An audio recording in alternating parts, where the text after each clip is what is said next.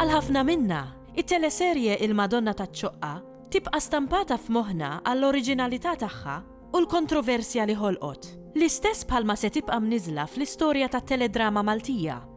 Albert Marshall, id-direttur ta' din is-serje, tkellem magħna dwar l-irwol tat-teatru bil-Malti fuq it-televiżjoni lokali.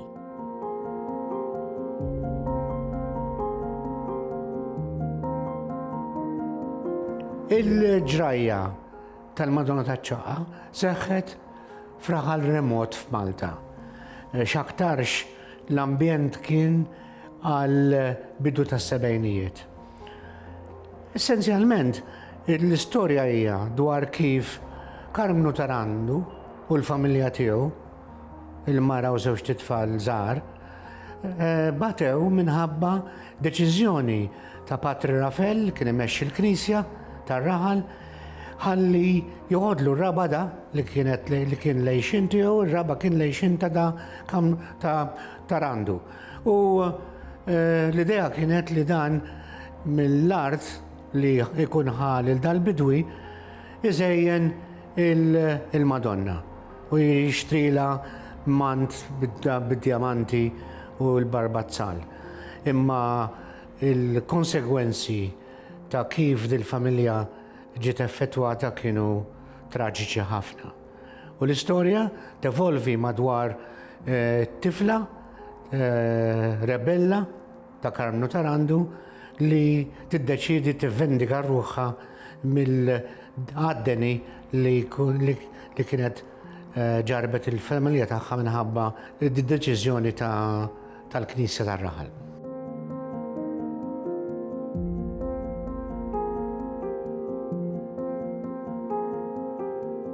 Kienu temi importanti ħafna għall-soċjetà ta' dak iż-żmien.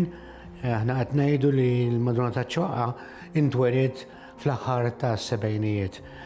Il-tema ewlenija waħda mit-tliet temi ewlenin kienet sew il-kruwa tal-fanatiżmu. F'dal każ fanatiżmu ekklesjastiku li kellu konsegwenzi koroħ fuq il-komunità tar-Raħal. Waħda mill-konsegwenzi ta' dal-fanatiżmu kienet inġustizzja soċjali. U allura tema ewlenija oħra hija kif twettqu dawn l-inġustizzi soċjali kontra familja li essenzjalment kienet tirrappreżenta il-batut fil-komunità. U t-tielet tema importanti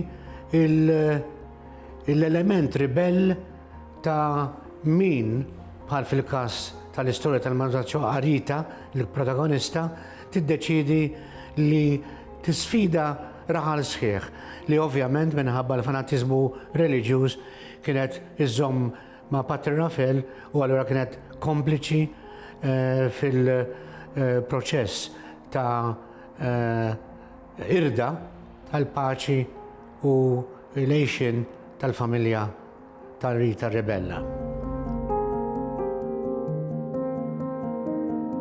Giuseppe Diaknu, wieħed minn neoralisti Maltin, flimkien ma' nies bħal Giuseppe Ketkuti,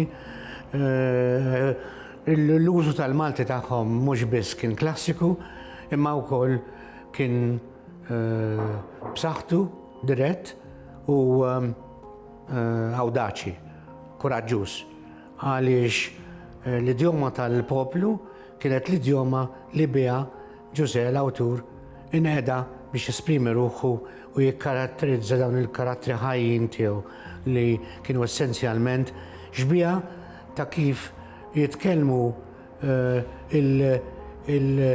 il-Maltin ta' dak iż-żmien.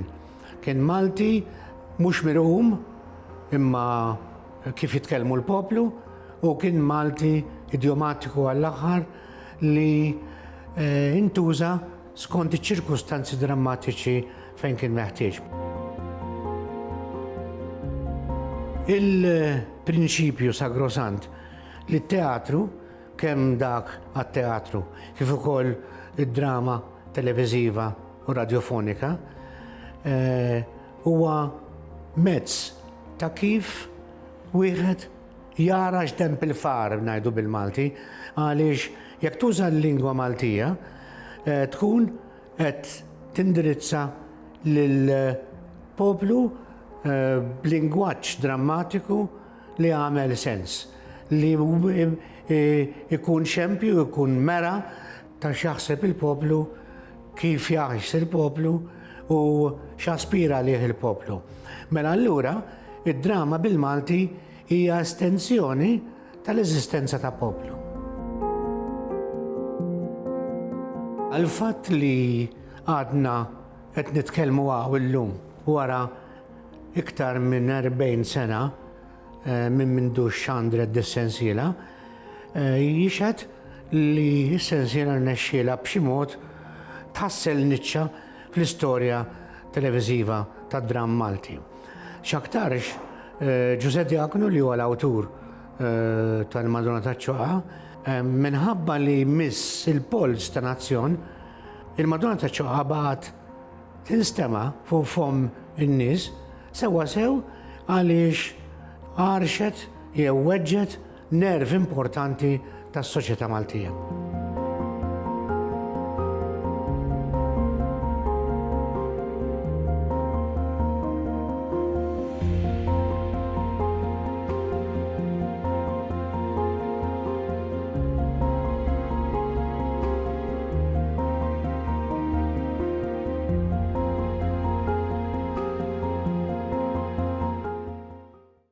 Il-Sinna jixtieq jirringrazzja lill-Aġenzija Nazzjonali tal-Litterizmu, lill-Kunsill Malti għall-Arti u l-Kultura, lill-Ministeru għall-Edukazzjoni u x-Xogħol, lill-Kunsill Nazzjonali tal-Ilsien Malti u lid-Dipartiment tal-Malti fil-Fakultà tal-Arti l-Università.